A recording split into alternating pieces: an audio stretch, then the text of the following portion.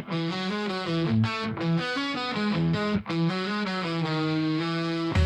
all, and welcome to Geek Freaks. I am Frank, and today we're going to be doing a solo player episode. It is our Father's Day episode, so all the guys, they got their kids, and I want them to go ahead and enjoy their weekend without worrying about talking about geek stuff, so you just got me today. But don't worry, we're going to be covering some of the latest news, House of the Dragon, and we do have a cut part from last week. We're going to be talking about the Minifigs drama that's been going on, and so that's got Phil, Thomas, and myself as well, and I'll put that smack dab in the middle. All timestamps are in the description. Before we get started, I want to thank our Patreon.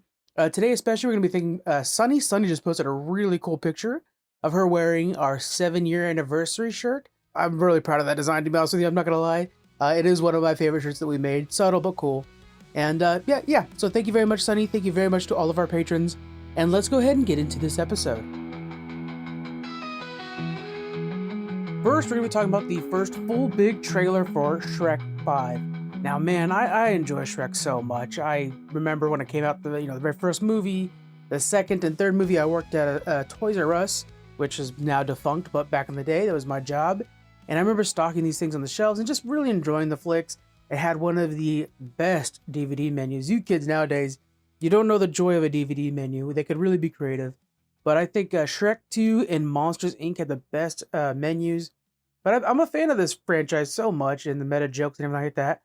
And so when we first got our peek at Shrek and Donkey coming back for Shrek 5, the animation had changed, and there's a lot of backlash online.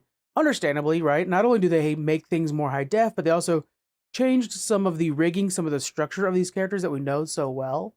But I think with the full-length trailer, we're getting a little bit of a better look on how they work together, the shape of everything, and I don't think it's as jarring as originally perceived.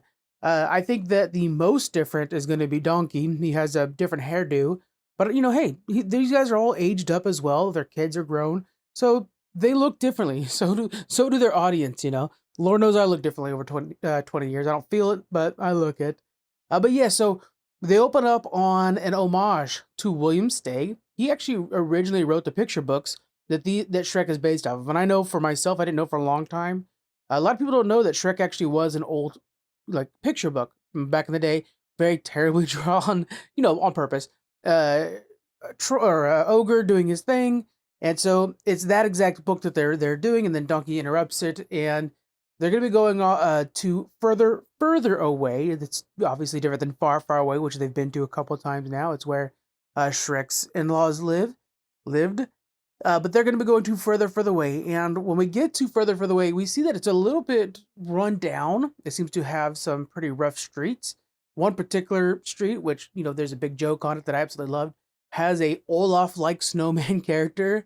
And you want to date a snowman is a thing he says. And it's so fun. It's so adorable. These movies have a tendency to be both played for the adults in the room and for the children in the room. And everybody should be getting a lot of laughs out of this, and I think I will be as well. I think as we're watching and things kind of conspire, we see that the kids are going to be a really big part of this. They're played by Zendaya. Is going to be playing Fiona and Shrek's daughter, Felicia. We have Marcelo Hernandez. He's from SNL. He'll be playing Fergus. And then Skylar Gisondo, you guys know as Jimmy Olsen from the Superman movie, or he's also, gosh, I can't remember his name now. It's going to kill me. But he's also from Gemstones. But he's going to be playing Farkle. So Fergus and Farkle are twin brothers. Actually, they're all triplets, I'm sorry. But those two look a lot alike. And they're all grown up. And we can see that it's going to be looking at this next generation as a bit of a hook into this new franchise. And much like the audience, right? We're going to be introducing a new audience to Shrek with this movie. So they all get thrown into prison at one point. And clearly, they're not fitting into further away. This looks like it's going to be a lot of fun, frankly. I can't wait to see what kind of music we got with this. We're going to have a blast with it.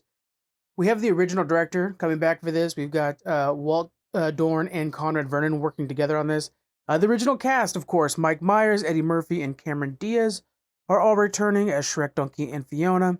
So this should be a lot of fun. It will take some time to get used to this, but it's been, 26 years since the original movie. So, we are different, so are our characters, and hopefully we enjoy it. I will be linking to everything in the description if you guys want to watch the trailer for yourself. I think it's a blast. And let me know what you guys thought of the trailer for Shrek 5. Hopefully we get some more footage pretty soon, and I'd like to see some behind the scenes on if they got to record in the same room. I think that's really fun when a veteran cast like this gets to do that. Well, if you know anything about us, it's that we are all obsessed with Dungeon Crawler Carl. Please join our cult of Carl at this point. But we have some very good news. We had talked about before where they were making a TV show for this. It is now officially greenlit, with writer Matt Dinniman confirming that on Threads and on Instagram. He posted something that says, "Surprise, bitches, it's official. The apocalypse will be televised, coming to Peacock." Couple things, of course. Let's talk about the downsides, right? Peacock, not necessarily known for huge budgets, and this thing, oh my god, I can't imagine having a small budget.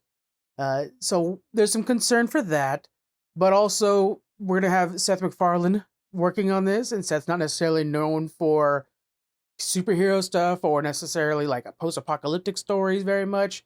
He's mostly known for Family Guy, for Orville, for Ted, and so a little bit concerning. But I want to reassure you, because those are all the comments I got when we were first talking about this. So many comments were like, "Why is this not animated?" The good news is, Matt Dinniman, the writer, said he would not greenlight this. He would not accept this if he felt like the CGI was going to be bad. So what Fuzzy Door did, which is the production company for Seth MacFarlane, they went ahead and did a CGI test for Princess Donut. If you're familiar with the books at all, that is the second most prominent character in the entire story. And it's a cat that wears a tiara and eventually wears glasses as well. They did a CGI rendering of her and had some testing. Matt loved it and said, "Let's make this happen." So the CGI has been approved by the creator, Matt Dinniman, which I think is a good sign, because Matt, as if you guys follow him online, he's just a stand-up dude. He's just a really stand-up dude. And I'm looking forward to seeing how they're going to adapt this for the live action. There are so many things where, like, yeah, of course, animation's going to work well when you have a rolling ball of tuxedoed pigs coming at Carl. That's towards the end of the first book. But like, if they could do puppetry or whatever, I think it could be very fun for live action, and I'm looking forward to seeing them do this. The creative team here is pretty stacked. We have Chris Yost, whose credits include Thor Ragnarok, Maul Shadow Lord, The Mandalorian. He's going to be writing and producing this. For those of you who are like, wait a minute, why isn't Matt writing this? There's a screenwriter that's going to cut things that don't necessarily need to be there, fine-tune the story a little bit so that it's more palatable for a wider audience. That being said, of course, I am recommending that you read the books, or even more so than that is to check out the audiobook. I'm a broken record when it comes to Dungeon Crawler Carl, so I'm not going to push it any farther than that. Seth MacFarlane is going to be executive producing under his Fuzzy Door banner, which is the same that runs all of his Family Guy and Orville, stuff like that, alongside Erica Huggins and Rachel Hargreaves-Haild, so a team that he's pretty familiar with. And they're going to be bringing this all through Universal Global Television, and of course, that is the ones that own Peacock. I want to reassure you, if you want an example of what Seth's work might look like, if you take the Orville, and when they're kicking butt, like season 3, boy, they are really firing all cylinders. It's a shame we don't get the show, but every 5 years maybe. The CGI and the complexity of the stories is really there. And then if we take it over to Ted, which has a far smaller budget, Ted himself, the little teddy bear, looks quite good standing amongst live action characters. So I think there can be something there. And it's funny how much, if you guys this story, Princess Donut has to look amazing. She has to be incredible. So I think it's going to be really fun. Now, what we don't have so far is the cast. And I want to throw in Jeff Hayes, who does the voiceover work for the audiobook. I believe he needs to be, hear me out, he needs to be the voice of Princess Donut.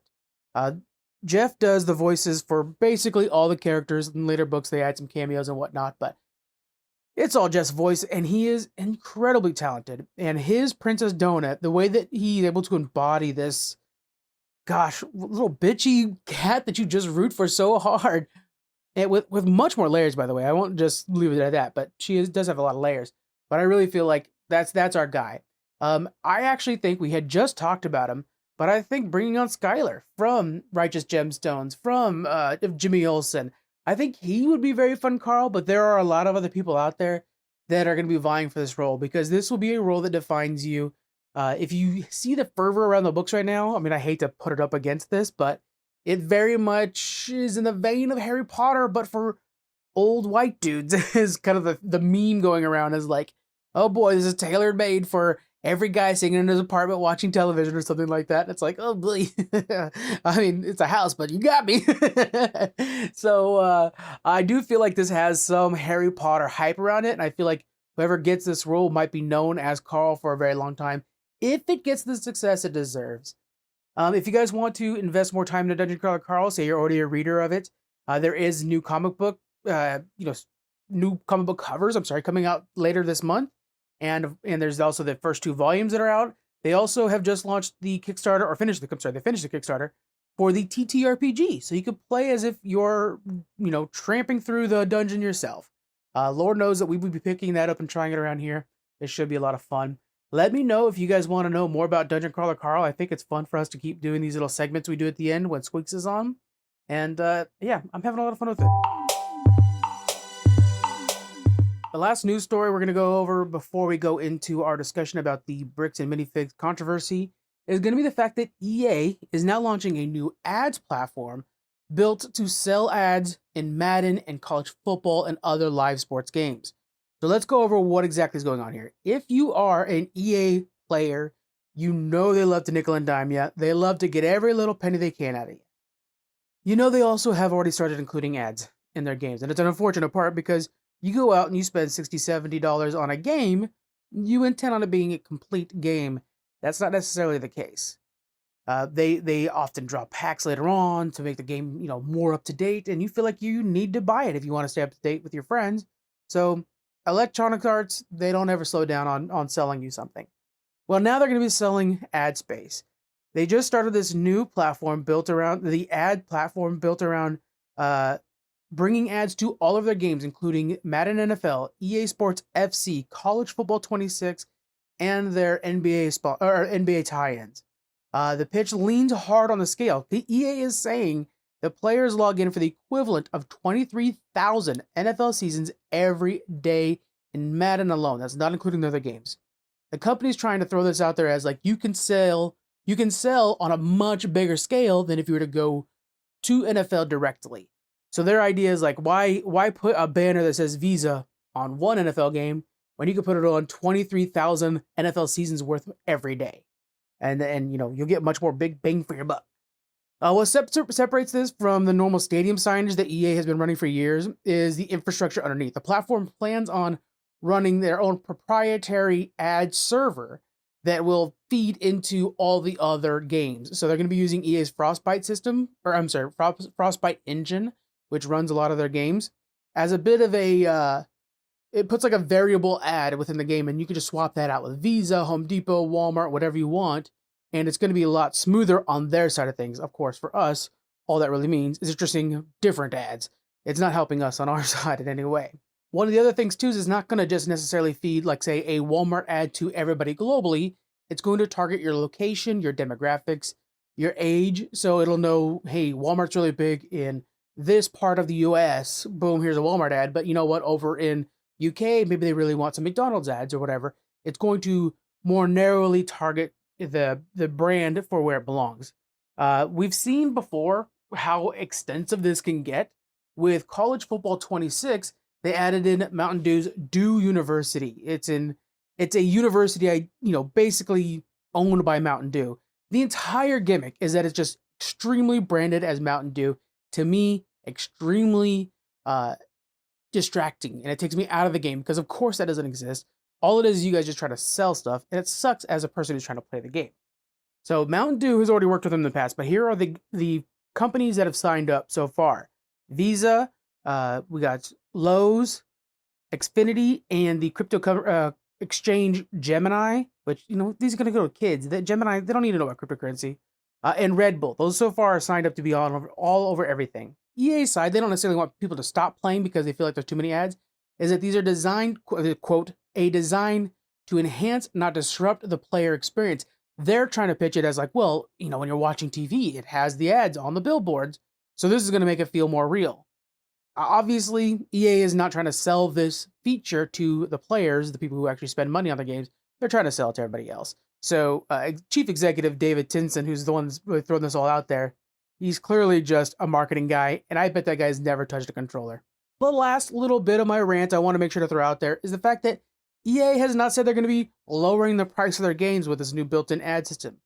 I mean, you would assume that there might be a little bit of a benefit on our side. Maybe, hey, I'll spend $70 for a complete game, no ads, and I'll spend 55, 60 bucks for one with ads. Amazon does something with their devices like that.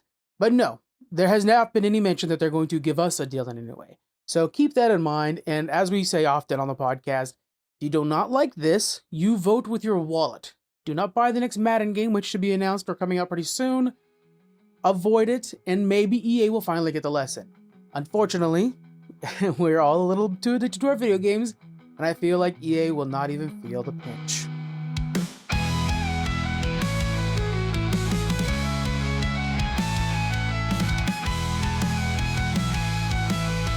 All right, we're going to be moving over to our conversation about Bricks and Minifigs. This is going to be, again, with Phil and Thomas. Phil has been doing a lot of research on this. He actually brought the story to me at first and really dives into it, does a great job of making sure to show both sides. I think myself especially got really invested in one side and was heated. But then when you learn about both sides, it really opens your eyes. And so shout out to Phil, who did really good research on this. Let's check it out. If you guys have not been following what's been going on at Bricks and Minifigs and kind of the whole dispute that's going on, I'll give you guys a quick rundown of what's going on here. Essentially, Bricks and Minifigs, a franchise, had a dispute with a collector who did a consignment deal and put a bunch of kits inside of a store. Just, you know, there's a whole dispute. There's new management that took over, and there was a claim of $200,000 worth of Lego kits that were taken by the new owners. Since then, there's been like a lot of dispute that's gone on with this. There was an investigative YouTuber by the name of Reckless Ben who kind of like broke open a whole bunch of things, but then just kind of, yeah, it's a lot of drama because there are there's like omissions and things that they've done that were not on the level, and it's not exactly what he put out in his videos. But then at the same time, there's a lot of shadiness going on with the old owners of the franchised Bricks and Minifigs, whole legal dispute that's going on with everything. And it's just this massive amount of drama that is going on with all of this. If you guys have not been following, I'll tell you right now, take a day and watch everything that's going on, because it is not a easy thing to digest. It's not. By the way, on our website, I put an entire timeline of the events along with Reckless Ben's YouTube channel, so you guys can follow Reckless Ben's videos. But yeah, I have the kind of the timeline of like how it's been, and it's fast too. And this happens like in a couple weeks. It feels like when things went from bad to way worse. Right, and I guess this whole thing has been happening over the course of like a couple of months. Right. But just everything kind of came to a head when Reckless Ben started putting the videos online, and once the videos started going online and this whole thing started happening, there started becoming like rebuttals and more disputes that were coming on, and then CoffeeZilla, you know, one of the biggest investigative YouTubers and considered one of the best investigative YouTubers that's in the game, came out and had an interview with Eamon McNeff, who is the CEO of Bricks and Minifigs. And that conversation was, you know, brought more things to light, but also created more questions. It was a lot of tension in that. I'll throw out that too. Like I felt like he didn't help himself doing that interview, frankly. Yeah, and I mean, like, it's more than what a lot of people are putting out there. Because I'll admit, I was someone who was in the camp of, well, they just give them the kits back, and it's more complicated than that. Because again, more has come out as far as the Gormans, who were the original owners of the Bricks and Minifigs, And then of course the new owners, who was it, Josh and what was his name? Yeah, I'm blanking on it, man. Yeah, I know Eamon was Brandon, Josh and Brandon. Brandon. Okay. Oh, Brandon Uh, Best. Yeah, and Brandon Joshua Best, and Johnson. yeah, and Josh and Brandon have been completely let go of from the organization. Right. You know, That's another there's just problem too. Is like at Utah they have the HQ, but this happened in Salem, Mhm. and so it's like there's this thing where it's like franchisees and stuff like that getting involved. I want to real quick reach over to Thomas. Thomas, are you familiar with this story at all? This big drama has been spilling out. So the only thing that I saw, it like reached me. I guess his name's Brandon Best, right? The YouTuber that Yeah. was like commenting on it. Hmm. Is that who it was? He's the Um, secondary YouTuber that came in, I believe. Yeah. Okay, I'm like trying to understand like how this all started. Like, what was the initial issue? Because I know you guys, Okay. you kind of explained it, but like, how did it turn bad? Like somebody was gonna sell their collection to the store, right? Yeah, Or Phil, was what's it the like, inciting incident here? So the inciting incident in this, Brian Mansell, who is the son of, I think his name is Al Mansell or something like that. Uh, the father got really sick, and the son decided to help him with all of his bills and everything. Took this massive, like record setting Lego Star Wars Lego collection and signed a consignment deal with his local Bricks and Minifigs. okay, At the They time, the number going around was $200,000 worth. Right, which again, wow, the records and everything that have been coming to light, it's more around 100,000. But I mean, Yeah. still with that, it's still a massive amount, and a lot of the kits were unopened, so that's like a really big deal, right? right? Yeah, it says 780 sealed sets. Yeah, yeah, it's this That's crazy. massive. Probably from like what the 70s maybe or the 80s, like No, Star right when it Wars. started. They started doing the Star Wars ones in the late '90s, Oh, okay, okay. But but I still, mean, it's like still, probably some Yeah. of the originals then, yeah, right? he had like original sets. Okay, So wow. And it was a he windfall for the Salem store as well, because like suddenly you had this collection coming in, and they started advertising those sets Right. because they were like, "Look at what we just got in," and so suddenly now all of a sudden there's Yeah. a demand on one side of this conversation outside of the original owners too. Yeah. Right. So Okay. the franchisees, the owners of Bricks and Minifigs, essentially some stuff ended up happening, and they were moving to Spain. And in this whole thing, Okay. Yeah. they contact corporate, and corporate goes, okay, well, we've got some buyers lined up, and the buyers come in, and these guys come in and say, we are taking over this business, and essentially because Bricks and Minifigs as an organization, um, they the it's complicated around what they officially how they do consignment, but they don't do Yeah. actual product consignment in the store. Right. That seems like a personal deal between like a franchisee and like this customer, And that's what it's this coming out to be. That's what. Yeah, yeah, this exactly. buyer They're not set up itself. to be a pawn star or a pawn store, so Yeah. it's Right. becoming tricky. Yeah, so the whole thing is because they had this contract like set up. When the new owners came in, essentially they came in and said, "Well, the inventory that's here is ours." They're And like, we're not honoring that contract. essentially, and if you listen to the guy in in the videos, Ah, he's like, "Well, I didn't sign that contract, so I have nothing to do with that." So Yeah. there's a lot of shadiness that's going on in that, damn. That's right? so then this guy, what's his Reckless name? Ben. Brandon Best comes in, but then he gets in hot water. And I think that's where I found jumped into the conversation where I Yeah. was like, I heard about it, but I didn't really understand like why people were getting mad. And then I see this guy, and all of a sudden now he's in trouble and he's taking down his YouTube videos. Yeah, Like, so what's up with Reckless him? Ben, Reckless Ben's whole thing was he came in, found out a whole bunch of new information, and he did. If you really look at it, he just trolled the hell out of out of the owners. Yeah. Mm, You know, and as like as an old school, like, you know, like I lean punk anarchist all the way. As a guy that, like, you know, came from, like, you know, kind of that thing, I'm just like, yeah, fucking get him, man. Excuse me, Yeah. language. I'm just like, yeah, get him, dude. Uh, Squeaks one time did 32 fucks, and then I was like, okay, at that point, you're actually literally changing our rating. Be careful, but generally we're fine.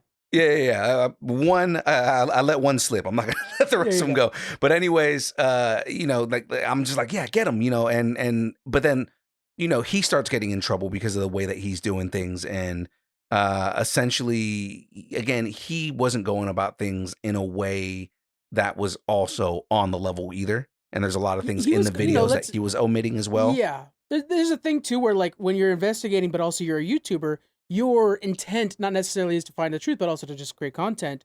So there is this kind of like shaky line where like he was doing things that was fun to watch, where he'd like wait outside with the thing to get him to sign this paper that wasn't fully signed by a court yet or a judge yet. Like different little things Yeah. that, but you were leaning on his side because it was very fun to watch him. But yeah, Right. Benjamin Schneider, Reckless Ben, I still suggest you guys watch his videos. They're very informative. Mhm. And I think one of the things with Reckless Ben that I thought was interesting is how much the cops were backing up Bricks and Minifigs. And it was like, cops, hey, you guys should be neutral in this. And they felt like they were really leaning toward the established store and not the people that were essentially screwed from what we were seeing on the outside, Yeah. And again, like Dang. there is a level of where things are not looking on the level. It came out that some of the in the first video, some of those police interactions were staged. Mm-hmm. So What? yeah, What is Yeah. going on? Man, the level. Exactly. There's yeah, gonna be an HBO documentary about this like Yeah. someday. And it's This like, is so yeah. Tiger King 2. I can't Oh, wait. yeah. yeah. So there's like that whole thing going on. There is a level of where it seems like some of the stuff with the police wasn't on the up and up, but at the same time, there's a lot that he's not saying that he was doing that he Yeah. was getting in trouble for.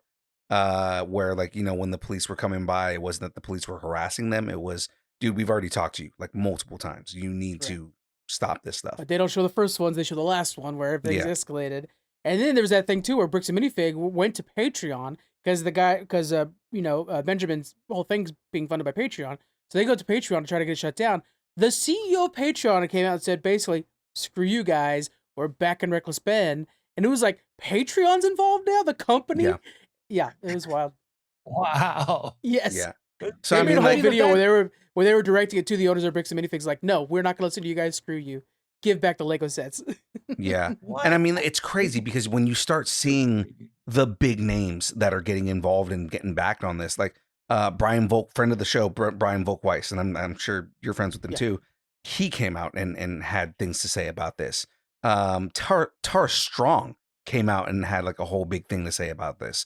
Like Wow. it's crazy because it went from being like a local dispute to being this massive thing to now just being this big massive thing around the country. All of that to get to this, guys. If you are out there and you are going to a local Bricks and Minifig store and you're harassing local franchise owners, they have nothing to do with corporate. Exactly. Right. Stop messing with them, guys. Yeah. Honestly, that is the same thing that I get so upset when I see people who are completely uninformed that are going and spouting things off, and you're doing the same thing as when when the 9/11 happened and everybody was sitting there, like you had all these people that are going out there and going after anyone that they thought looked Muslim, and they were like persecuting Sikhs and things like Yeah, that. Like bro, like that's- it's Well, gross. people are What? defacing non Bricks and Minifig Lego stores. Yeah. And so then the stores come out, the other What? stores are like, random stores come out that happen to sell Legos. They're now using the situation to be like dogging Bricks and Minifigs as part of their advertisement. So then they're escalating the problem too, but also like they're defending themselves. And so it's becoming this thing where I think it's a problem where a lot of too much social media is involved in this legal dispute that has where everybody's intentions are to become more popular or to get more clicks. And when everything's said in clickbait titles instead of actually what's going on, suddenly everybody's the bad guy, everybody's the good guy, and I just can't wait for the next turn. And in the wake of this, people are vandalizing or harassing these stores that have nothing to do with this. A lot of the CEOs and stuff like that at Bricks and Minifigs, they're trying to, or just even like the up and ups, are trying to wade through this mess of trying to figure out what's going on. A lot of people have been let go that are directly involved with this. So like, there are things happening, but also like Reckless Ben came out and said like he cannot even say anything anymore because he's in so much litigation now. That's what I saw. Yeah. He's like, Yeah. I want to talk about this. I can't talk about this at all anymore. And I was like, what? I was like, who is this Right. guy? What is this? Yeah. Okay. But that's another thing too, is like in making that video, is a Mhm. clickbait moment. Like, you know what I'm saying? Yeah. Like now Right, you're right. wanting to This is click on that. something And so yeah, it's like, I really wanna talk tough. about this, but I can't Yeah. talk about this. Yeah. Phil's the one that woke Okay, I me up got to it. Phil came over to my house and then it was like, pull up a chair, bro. Let's talk. And then we were talking about it for a while. And I'm like Googling stuff as he's talking about it. And then so I was like, okay, let's break I this mean, down. Yeah. article's fantastic. Everybody go to Geek Freaks, geopods.com because they got like, man, you guys got a I hell had to of do a the breakdown. timeline, man. I had to break it down by timeline just so I can organize it in my own head, you know? Yeah. Yeah, and I mean, was like, okay. you know, as somebody who follows this whole thing, and as also as you know somebody who's a journalist, like, I mean, one of the big things I want to be as indifferent to all this as Yeah. possible. You know, like, I don't want to choose a side. You know what I mean? Like, there was Mhm. that one point where, you know, again, I was deep into just like, oh my God, yeah, do this, da, da, da. But then it's like, okay, well, let me think objectively about this. And it's like, well, no, because there are Right. things where, you know, this was something that I immediately noticed in the initial video when they go see Eamon, right? Like, they're like, oh, they're questioning Eamon about stuff, and he's his answer back, which they persecute the hell out of him for. But I mean, his answer back was very, well, our corporate policy is this, and they're like, oh yeah, Yeah. well, that's not a good enough answer. Duh, duh. In all reality, what I saw in that video, just like kind of reading people and reading Eamon's reaction, was, you're telling me about this thing that's going on. This is what my corporate policy is. And I felt like after, you know, they all had this interaction, Eamon probably walked back in his office and was like, dude, can somebody explain to me what the hell is going on right now? Because I'm having to go and explain to this and I don't know what's happening. Right. Yeah. And Right. as he learned more, he had different answers down the road, and people were like, well, he changed his answer. Well, he had more learned more. information. Yeah. Exactly. He You're learned right, more right. information. You know, you Yeah, I react think that's a differently. sign more of like, just going back to social media. I never thought this would be like analysis of like the world of social media, but like Yeah. I Social see media that and as the a British. Go problem. ahead. That's our whole thing this episode. Yeah. But That's the I name of see the that as episode, right? like, yeah, kind of an issue too. It's like one thing that I like to preach. I put it on the sick burn page every once in a while. Is like, Yeah. just because you did something wrong in the past and you were really for something and you learned something new doesn't mean you have to stick to those old beliefs Yeah. anymore. And in this world where it's like, he's flip flopping, like I think if you learn something new and it's going to change how you act, that's a good thing. If it Yeah. is a good thing, right? Like if you're like, I learned this, I shouldn't have done this, I'm not going to do that anymore. That's a good thing. Like I think the jumping down people's throats sometimes, of flip flopping. Not to say I'm backing up any CEOs or anything like that, but I'm just saying it is probably a good thing to learn from it. And especially as you're younger and everything feels so final, as you get older, you realize like, that's just not going to matter in like 6 months. So, Yeah. you know, this could be a result of some of that too. Or what these people can do instead of vandalizing stores is just keep running into Scientology buildings. Just keep running into all I'm of a them. big fan of Just that one, see how far actually. you Yeah. can go. That's What fun. I How far you will- can run into them. What I will praise Reckless Ben for is he has done this before. If you go and watch his videos, and he did it to Scientology. Oh, wow. Oh, fun. did he? Yeah, He he probably did this to started it. Scientology. Yeah. He like, yeah, he had this whole thing where he took down an entire sect of Scientology. Jesus. Damn. Of course. And that's the Reckless thing is, Ben. I really wanted to make sure that we talked about it on the podcast in a way to spill out as much as we can from every angle, just to kind of understand what's going on. Because, you know, when I'm talking like Jonathan, who's got a job and a kid, like you, Thomas, and stuff like that, where it's just like, I don't have time to get into all the details. Let's kind of talk it out so you're not just getting the TikTok stuff. Because at first, the only thing I was getting out of this was TikTok clips from Ben. And of course, those are Right. one-sided. And of course, they're exciting. But then when Phil's spilling everything, you're like, oh, I got to learn more about this. So that's why I wanted to make sure we talk about it here and really Yeah. kind of breathe it out. Yeah, there's going to be more to come from that, I'm Hell sure. yeah. Yeah, Bravo, yeah. Phil, man. I learned a lot Yeah. today. That was awesome. And like I said, you know, the big thing with this, the way I look at it is, I 100% am a man who believes in nuance. I don't believe there is Mhm. good. I don't believe there's evil. I believe everybody has the capacity for both. So the whole thing is, you know, where everybody is picking sides and saying they're the good guys, they're the bad guys. I think that there are mistakes on both sides that other people are doing. I think people are just being human, and making mistakes on either way. You know, again, Coffeezilla, his conversation with Eamon didn't look exactly the best coming out of that video, but at the same time, No. it's him kind of trying to defend his own character in the best way that he can when people are immediately going into this looking at him negatively. Yeah. Right? Like there is no benefit to the doubt whatsoever because everybody's looking at him in a negative light because of the way he's been portrayed so far in all of Yeah. this. Right? Prior to all of this, because I was familiar with him. I've never met him, but I mean I was familiar with him and I've always heard good things about Eamon McNeff. So it's kind of like, when you've had this reputation for being, a decent person, and then you get accused of being a monster, it's kind of like you are going to go in defensively. So the way I'm looking at all of this is how can I be objective and see the good and the bad coming from both sides, because there is positive and negative on both sides. Yeah. Yeah. And I Which- hate being a both sideser, but I mean, I think that again, as a journalist, I have to objectively look at what is actually happening versus what the sentiment online is.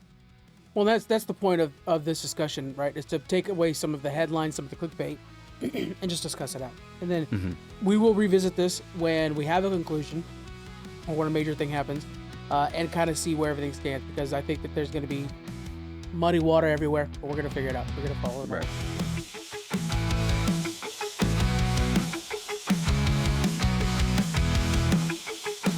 Great job, Phil, on all that research. Let's dig into our review for House of the Dragon Season 3, Episode 1.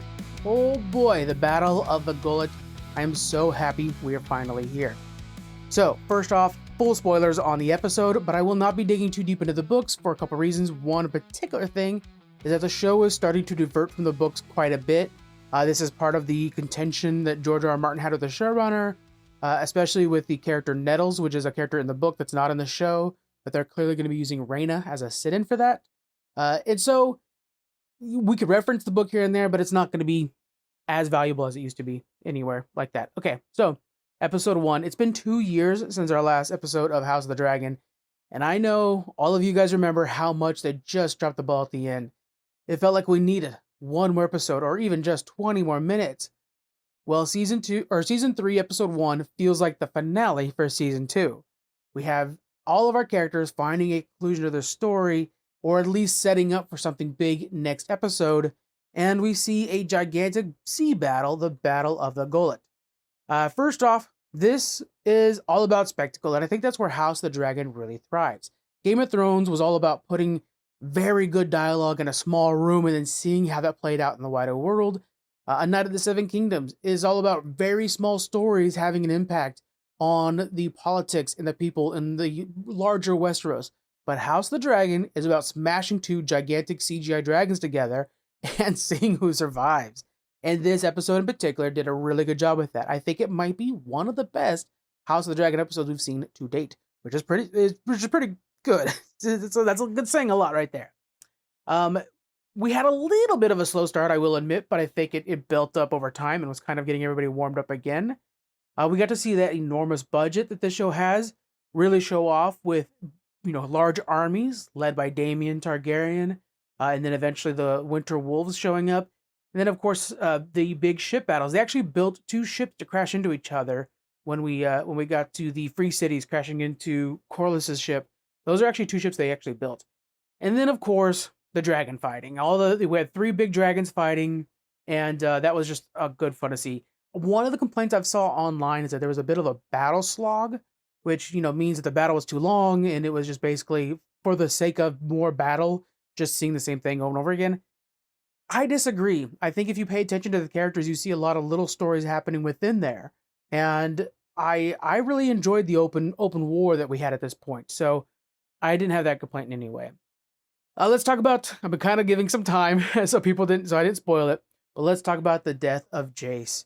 Jace is the eldest son to Rhaenyra Targaryen, and as much as I hate to say it, he totally deserved this death. We saw for a long time how much he has been a hot-headed, very brash, and opinionated young kid, and that's the thing, right? He's a kid, and he wants to live up to the storybooks of knights of old, and thinks that he could be a Targaryen like Aegon the Conqueror or something like that, but he simply was too young and not trained for that. So it's hard And all kids, they act like this, except for this one's got a nuclear weapon between his legs with the dragon. Sorry, the way I said that's not great. But yeah, unfortunately, he and Vermax's dragon were dragged down to the sea. I believe the way they did this was really cool. The way they anchored the dragons down, I felt the tension. I felt the panic. That first one, which again I think goes back to Jace not being prepared for this kind of leadership role. When he first got tagged and luckily was saved by Bela, I thought that was a good little warning sign. Hey, Jace, time to get out of here. I mean, I unfortunately know what's going to happen, but I'm like, Jace, this is a good moment to just turn away, get away from this. These people are clearly more prepared for you. And so you need to go, and you need to, but he didn't. He stayed around, and of course, that brought his own death. Couple of notes here. First off, Bela that helps him out, and his betrothed. She is not at this fight in the books, but the dragon seeds are. So the dragon seeds that were kind of just hanging out by the God's Eye that saw the Goat Man, the Green Man, they are normally here in the book.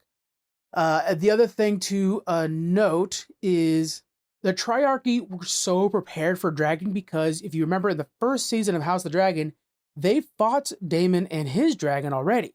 So when they go back to war to get revenge against the Sea Snake, they know how to take down dragons because they're preparing it for years now. And they were not necessarily, blindsided as they were the first time they fought these dragons. They were ready for them. When the death finally hits, it's hard for many reasons. One of the reasons, of course, is because Rhaena brings on a sheep stealer, a dragon she cannot control. And so you feel sad because you're like, oh no, Rhaena's going to feel the blame for this. And she should, frankly. But we'll get into Rhaena more in a moment. But also the way they filmed it, where Vermax gets hit and he's being pulled under and he's just trying his best to survive, not only for his life, but for Jace. It brings us back to me, visually, it reminded me so much of a never-ending story, seeing the swamp of sadness and, that kind of helplessness and being swallowed up by the sea.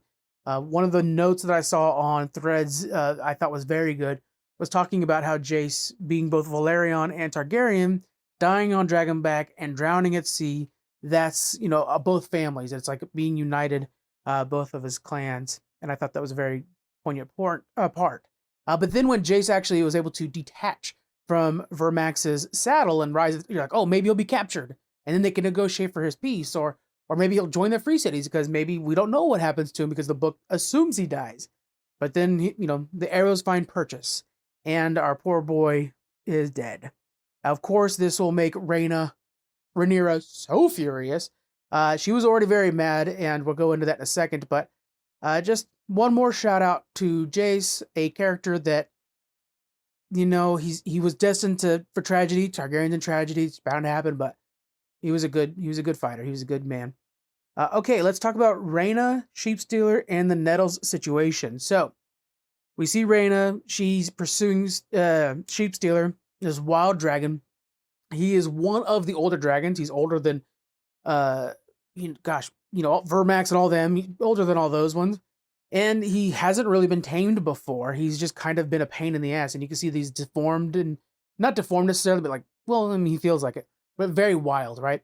And you might be asking yourself, why is Rhaena pursuing this dead end? Well, so much of that is because Rhaena feels like an outsider in her own family. She's never been able to tame a dragon. So she's willing to, seek death if it means that she can finally be accepted in her family as a Targaryen, like her mother and like her sister. And so that's why she's willing to go to all ends. Now, let's reference back to the book, and this is the thing that George R. R. Martin, from what we understand, and he had mentioned in his blog, he hated the most, is this character that tames Sheepstealer in the book is named Nettles. Nettles is a bit of a mysterious character, and the way that she tames Sheepstealer is by bringing him sheep every morning, and eventually Sheepstealer is tamed. Now, she does have the white hair, but some people say, is she really Targaryen? I think if she has the white hair, that's pretty obvious that she's just going to be Targaryen. The books are not that complicated. But the fact that they change it to where Rhaena was just trying, and then at one point even Sheepstealer brings her a sheep, was sort of, funny, almost baffling. Like, Sheepstealer wouldn't bring a sheep to somebody else. That's opposite of him. But it was a good bit of fun to watch those two kind of bond over each other until, of course, it went horribly wrong. in the book too, the grand scheme of things, I want to kind of just pull this Nettles thing. I don't think we'll talk about it any further in the future, but there is a part where Nettles and Damien go to Harrenhal to kind of camp out and protect the area, and there's something coming up for Damien there. Really amazing part. But there are rumors abound that he and Nettles is sleeping together there, that they're cheating on Rhaenyra. Rhaenyra finds out about these rumors and is furious. Now, there are also rumors, because the way that the books are told is through different perspectives or different, different narrators, that there's a bit of a parentage that he's becoming a parent to her in the moment too. I think the show obviously is going to lean into that. And Damien, who has always been extremely selfish, and in the last season we saw him kind of, see this visions for himself and start to believe that Rhaenyra is actually the right choice for the crown. I think we're also going to have that kind of moment for him to realize he's a terrible father and maybe have some redemption in that. So when in the books Rhaenyra hears about these rumors that Damien is cheating on her, she wants Nettles killed and begotten of. But Damien steps into the way of this, protects Nettles, has her get on Sheepstealer and fly off in safety. And it's rumored that they're like in the mountains to the east and safe. And then Damien does his thing, but I think we're gonna have something where he feels like, hey, we're at war, we're gonna die. Every dragon in this thing's gonna die. Why don't you take Sheepstealer and flee and be at peace? Do not be a part of this family, which I think will be very good for Rhaena. Gosh dang these names, Rhaena, because right now she wants to be part of the family so much. But I think Damien as becoming a better father and Rhaena now becoming more ingrained in the Targaryen political life.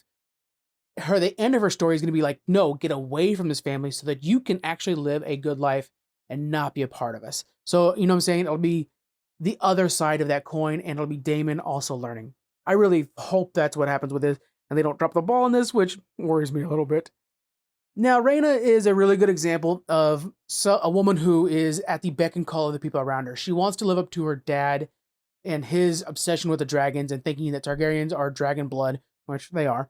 But, she's always obsessive about this because she's trying to be like her dad. And the women in this show, in Game of Thrones as a whole, are always playing second fiddle to the men. Matter of fact, they're being manipulated or used by the men. And I think House of the Dragon, the wider theme, is that the women are actually the right ones and should be in charge. So with Rhaena, we see this. But also with Alicent and Rhaenyra, it's so prevalent. Let's start with Alicent. She has a plan to bring peace to Westeros after everything that went wrong, and a true mistake on her part. She goes to Rhaenyra last season and says, look, I'll open the doors for you. Let's end this war. She just wants to have what children she feels are innocent to herself. She understands that her son Aegon will have to die, Aemon as well, but she understands that if she just wants to bring peace to the realm, too many people are dying in this. She returns home from this little secret mission she has, and there he is, Aemon Targaryen, which the guards refer to him as king. He doesn't say it, but the guards do, so somebody told him to say that. Sitting on the Iron Throne. She expected him to be at Harrenhal to go face Daemon, because remember that's where Daemon was last season as well. And he's here. And of course she's now care. How do I manipulate this? And she's just constantly trying to work around him. She works around Kristen Cole.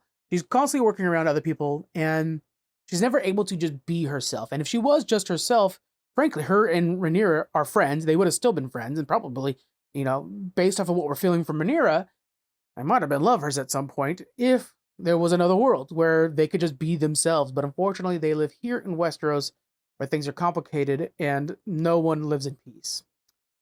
Alicent then sends for the High Towers to stop their march north, just to pause a little bit, which gives her a little more time to let Rhaenyra take the castle. And then she's also trying to convince her son Aemon to go out on the front, join the battles. And then we see the most awkward kiss in television history that just was weird when Aemon kisses his mom. We know from the first season, or was it the first season? The second season maybe. Aemon has a frequent prostitute that he goes to, a sex worker, and it's apparently the only one he goes to. And she's an older woman, and she mothers him. And so he might have a thing where he's so desperate for a mother's love, like an actual mother's love, that his like wires are a little crossed, and he's just weird. And Targaryens are incestuous. They're just a weird family. It's always very weird. Let's call it a spade as a spade. So I think a lot of this also, I mean, reflects badly on Alicent, because it's like, if you actually took time to raise your kids, which she references how bad she did with Aegon, and like Aemon's like, no shit, you did the same with me, then they wouldn't feel so weird. They would be weird kids. Poor Helena needs a therapist. My God, she sees the future after all. But nevertheless, I do feel like she's at the beck and call of the men around her, and she's trying to legitimately bring peace to Westeros. On the other side of that, Rhaenyra, who has always been in her Father Viserys' shadow, then in Daemon's shadow, and trying to constantly like say, look, I am the leader. Daemon, even in last season, was debating about just taking the Iron Throne for himself. And finally, at this moment when she feels like, look, I'm going to get on a dragon. We have not seen her actually do a lot of dragon fighting or dragon control, frankly. Get on a dragon, attack the Triarchy and be the hero of the day. And her son, Jace, locks her in a room. Like, what the hell, dude?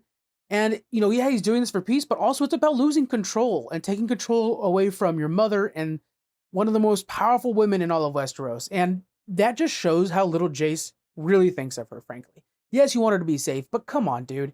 And who am I to say all this? I'm just another guy watching a show, but I also feel like this show really needs to pay off everything that they're putting out here. The women need to be able to take these reins and show that they have the agency of their own futures. Otherwise, what are you trying to tell us? I hope they really do that. Let's move over to a couple major duos. First off, we have the Sea Snake, which is Corlys Velaryon, and his bastard son, Alan, of Hull. Finally, the two are together, and I think they really thrive off each other. We saw Sea Snake, he's kind of at rock bottom. He's lost his wife, he's lost one of his daughters. Well, no, he's lost his daughter and his son. He's fighting basically for his grandchildren, and, it's all he knows how to do is to be at sea. And he's trying to kind of bring in Alan a little bit, but Alan, who's like, dude, you knew about us, what the hell?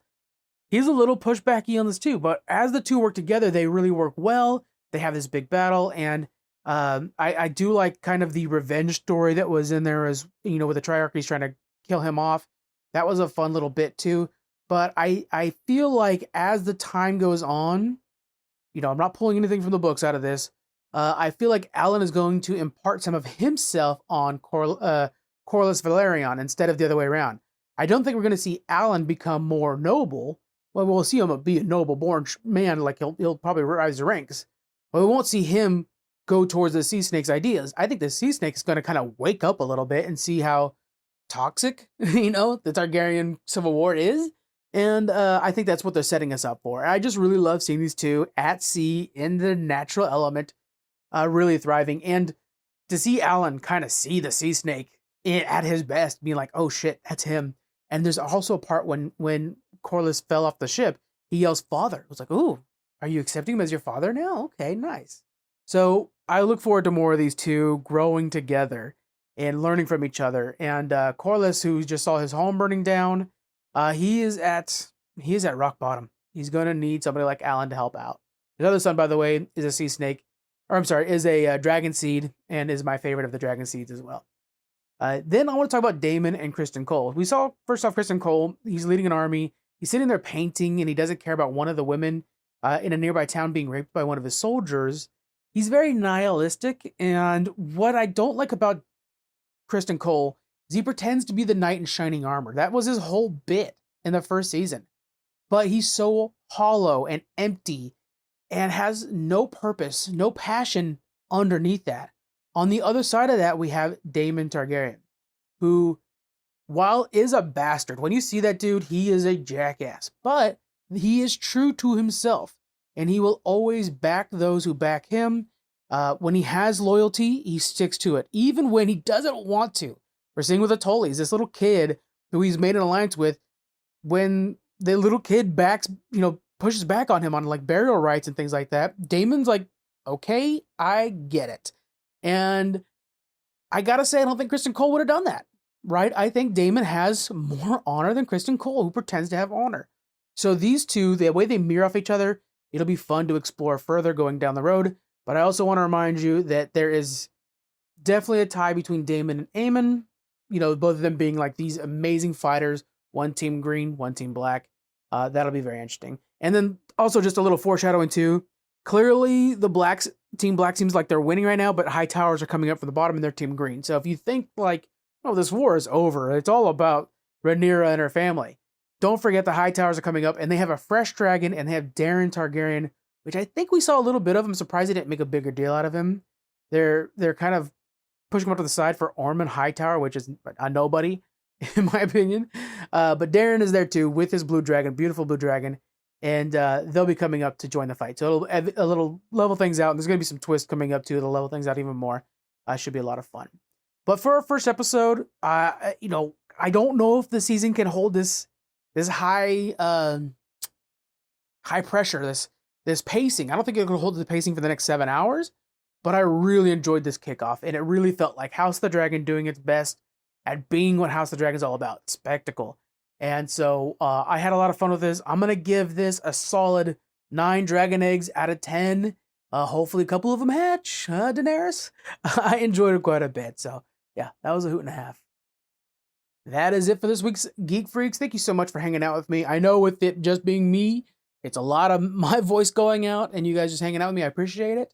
I want to wish a very happy Father's Day, belated by the time this comes out, to Jonathan, to Squeaks, to Thomas, to everybody else that guests, a little less frequently than those two, but for those three, I'm sorry. But we have so many wonderful fathers, and I'm so proud of, when we started this podcast, none of those guys were dads. In 2018, none of them were dads.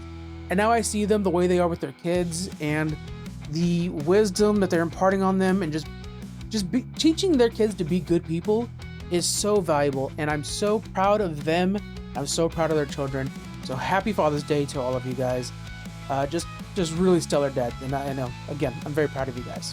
Happy Father's Day to all of you out there as well. And I hope you guys are enjoying your summer. We will be back next week. We have some interviews and stuff like that's going to be coming out as well. It should be a lot of fun. All right, everybody. Have a great week. Bye.